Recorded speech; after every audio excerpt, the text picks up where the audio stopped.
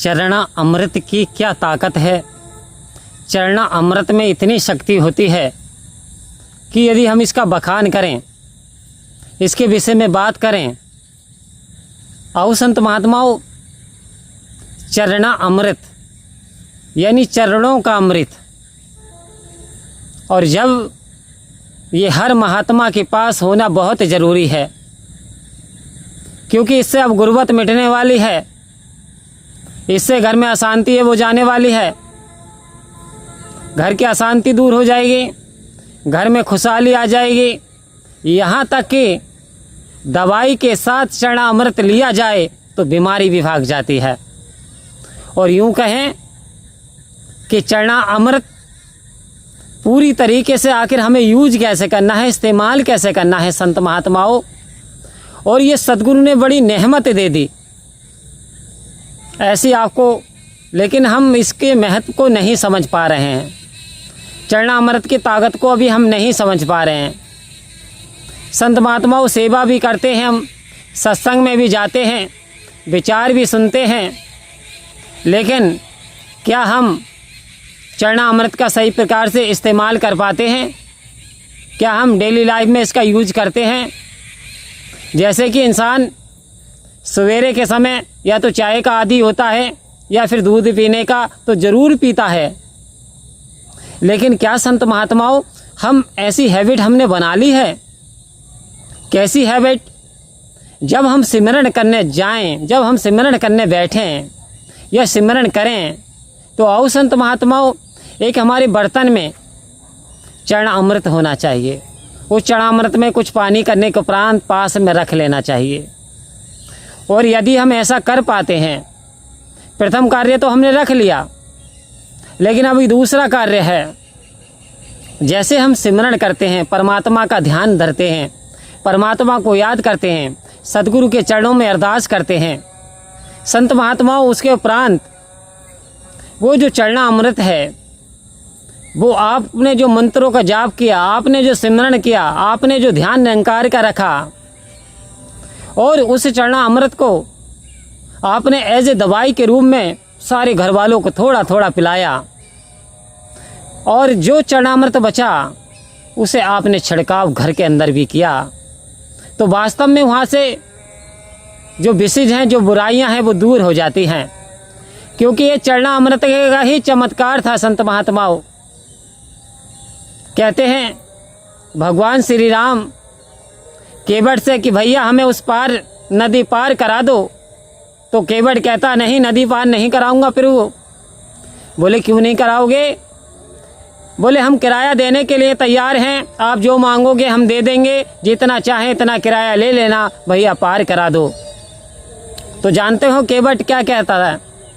कहता प्रभु तेरे जादू से पाँव मेरी छोटी सी नाव, क्योंकि तूने उस पत्थर को टच करा था, अहिल्या को टच करा था, तो नारी बन गई थी। कहीं प्रभु ऐसा ना हो आप मेरी नाव में सवार हो जाएं तो मेरी नाव ही नारी बन जाए और मैं वंचित हो जाऊं खाने कमाने से। सो प्रभु मैं आपको पार नहीं करा सकता। भगवान श्री राम जो कि अंतर्यामी अवतार त्रेता युग में मुस्कुरा रहे हैं, इधर केवट की चालाकी जान रहे हैं, तो बोले क्या चाहते हो? कहता है प्रभु मैं इतना चाहता हूँ कि आपके चरणा अमृत को धोना चाहता, चरणों को धोना चाहता हूँ, वो चरणा अमृत बनाना चाहता हूँ।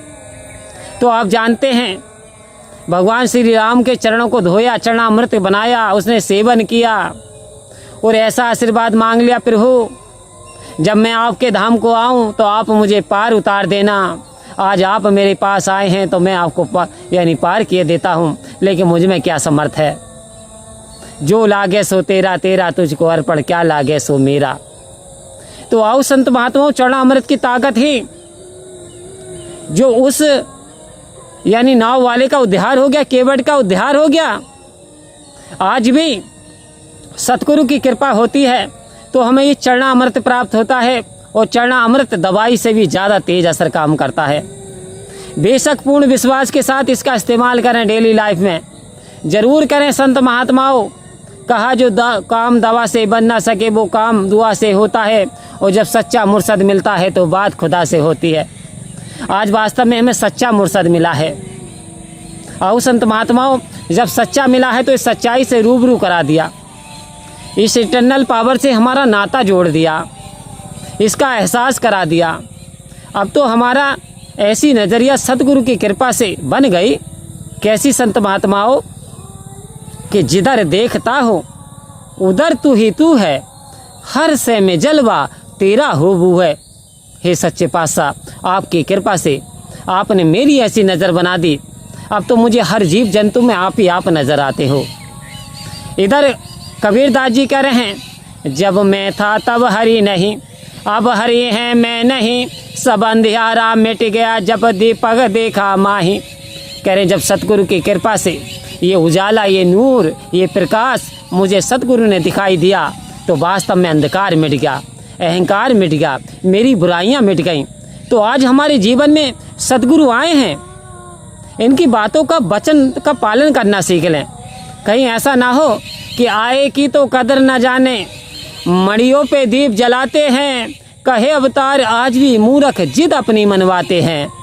कह रहे जब आए तो कदर न जानी, जब आए तो सूलियों पर चढ़ाया, जब महावीर आए तो कानों में कीलें ठोकी गईं। आओ संत महात्माओं, जब भगवान श्री राम आए तो माँ सीता पे उंगली उठा दी गई। कैसे राजा हैं। तो देखिए ये इंसान के हालात इस तरीके से हो जाते हैं, जिस समय आता है तो उस समय इंसान जो तवज्जो नहीं देता। तो आओ संत महात्माओं, हमें सतगुरु के वचनों का पालन करना है, सेवा सत्संग सिमरन और चरणा अमृत को जीवन में लगातार अपनाना है। परम प्यार से बोलिए धन्यवाद जी।